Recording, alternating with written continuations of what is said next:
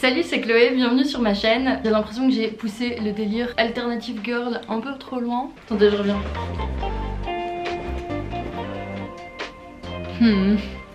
On va rester comme ça pour le reste de la vidéo. On se retrouve dans une vidéo DIY que j'ai commencé à filmer il y a des mois. Je crois que j'ai commencé en octobre-novembre et ça m'a vraiment pris super longtemps avant de finir et de me motiver à tout terminer. Je vais vous montrer les quelques trucs que j'ai réalisés pour un peu changer mon appart, apporter un peu de couleur. Bon alors la première chose, on n'est pas sur un truc ouf en soi, j'ai juste peint ce pot. À la base il était tout comme le gris là à l'intérieur. Je suis passée par une phase assez chelou où j'avais fait un truc trop moche sur mon pot. Je me suis dit que c'était pas possible et que je pouvais pas le laisser comme ça, donc j'en ai fait ça. J'avais fait une première version super ratée avec les taches de couleur et je pense que c'est parce que je savais pas ce que je faisais. Donc là la première chose que j'ai faite c'était chercher des inspi sur Pinterest. J'ai décidé de faire quelque chose d'uni, je suis partie sur du corail saumon. J'avais acheté de la peinture en promo dans un magasin d'art parce qu'elle était vieille et en effet elle est un peu dure à utiliser. Ensuite j'ai fait mes mélanges de peinture pour essayer d'obtenir la couleur que je souhaitais. Et j'ai peint tout mon pot.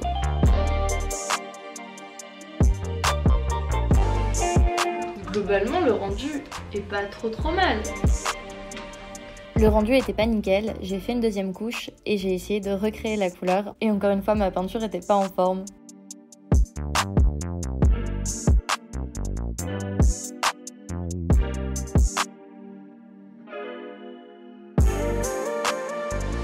Et comme il faisait noir, j'ai utilisé mon téléphone pour éclairer, pour être sûre de rien manquer.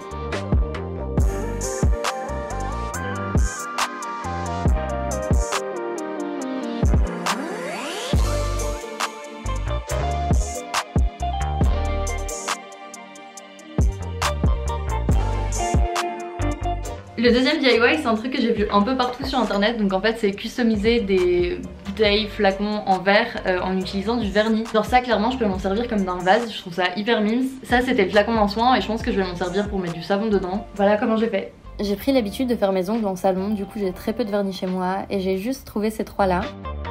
Et j'ai pris 3 supports en verre, une bouteille, un bocal et un truc à savon.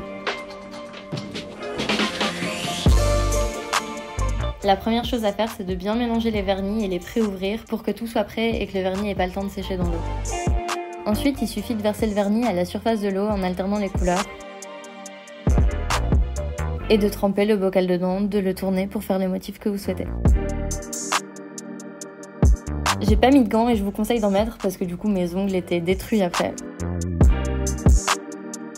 Le vernis sèche sur l'eau et je sais pas si vous vous rendez compte là, mais le vernis était complètement séché et ça fait des gros pâtés après, donc je vous conseille de bien nettoyer votre eau à chaque fois. Et utiliser un saladier en verre aussi parce que nettoyer du vernis sur du plastique c'est pas évident.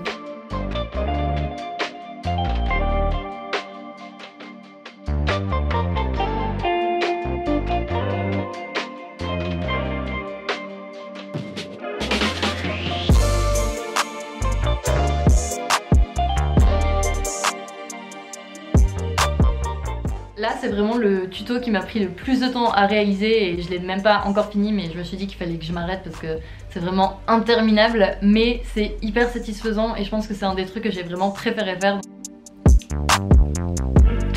À la base je suis pas quelqu'un qui porte beaucoup de couleurs, qui sait utiliser la couleur. Et j'ai vraiment envie d'apprendre à utiliser les couleurs et à amener un peu de couleur chez moi. Du coup j'ai fait ça. Donc j'ai fait les pompons moi-même et tout et c'était ça qui était super loin. Putain il y a plein de poussière. Une fois qu'ils étaient faits et que je les ai attachés et que du coup ça a créé mon genre de tapis, c'était vraiment hyper satisfaisant, j'ai trop aimé et du coup ça m'a trop donné envie d'en faire plus. Je suis partie dans un délire pompon, j'ai pour projet de l'agrandir parce que là en vrai c'est un tapis un peu ridicule, genre je peux pas faire grand chose avec, mais j'ai kiffé, j'ai adoré faire ça et je vais vous montrer comment j'ai fait ça tout de suite. Prenez une pelote de laine et accrochez-la à un barreau. Ensuite il suffit de faire plein de tours pour avoir plein de fils de laine. C'est hyper long donc je vous conseille de bien vous installer et de faire autre chose en même temps. Une fois que c'est assez épais, coupez la laine et faites un nœud. Ensuite, prenez des plus petits fils de laine et faites des nœuds pour sectionner l'ensemble. Et essayez de faire attention que tout soit à la même taille.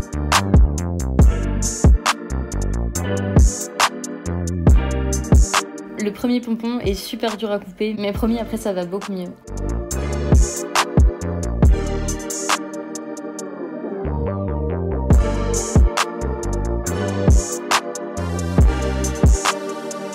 Il faut juste couper les fils et faire attention à ce que les petits nœuds se retrouvent au milieu pour avoir des pompons tout ronds.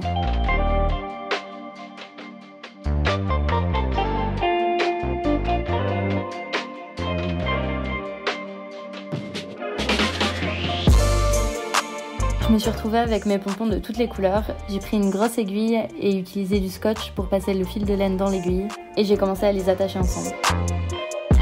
Pour ça, j'ai d'abord fait plusieurs nœuds sur le fil de laine pour qu'il soit assez gros et j'ai attaché mes pompons ensemble. À chaque fois, je faisais attention de bien les attacher tous ensemble pour pas que ça fasse des lignes qui partent dans tous les sens.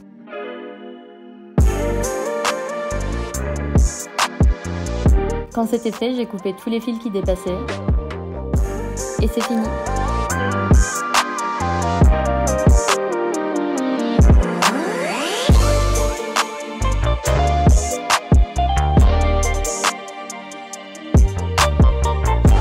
Le dernier tuto que j'ai réalisé, je peux pas vous le montrer, je ne peux pas le déplacer, mais...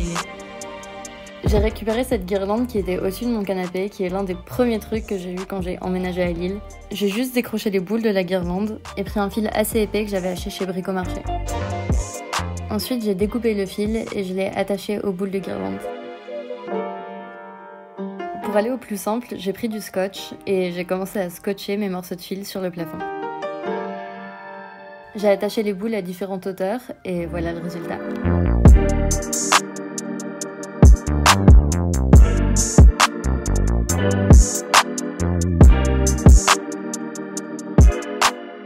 Franchement, je suis super contente du rendu. Encore une fois, le tapis en pompon, mais je sais pas l'exprimer, mais c'était vraiment hyper satisfaisant à faire et même à toucher, genre trop bien. N'hésitez pas à venir me suivre sur Instagram, ça me ferait trop plaisir, à vous abonner, ça me ferait tout autant plaisir, et à mettre des pouces bleus, à partager, à envoyer du love. Et je vous laisse. Bisous, merci d'avoir regardé.